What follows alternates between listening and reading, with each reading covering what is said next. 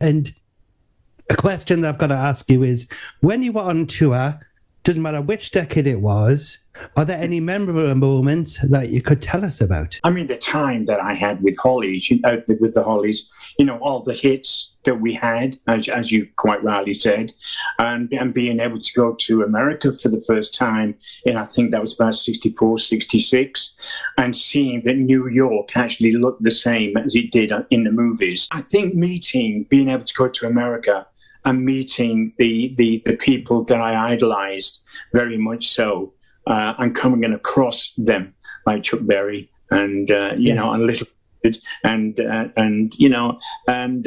was meeting those people in reality is always, wow, who's this? There he is. I mean, walking down New York, I saw one of my favorite all-time cowboys. His name was Tex Ritter. He was sitting in a by a dining table, and I could see him in a coffee shop. And I had to go in and say, Tex, it's really nice to meet you. I love High Noon like you wouldn't believe. And he went, and did his twang. But things like that happened all the time.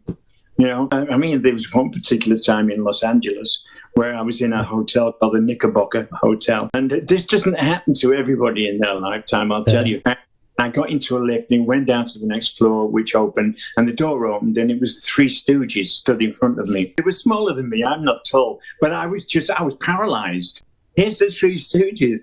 And I couldn't do anything. And then, they just walked out in the threesome and disappeared. And I thought, wow, no one's going to ever believe me. But things like, so those sort of things happen. And I mean, we did many tours with the Stones. There was the Stones, the Kinks, and us all on the same bill. And then you went on, everybody screamed anyway, so they couldn't hear you. So, we had a lot of fun together.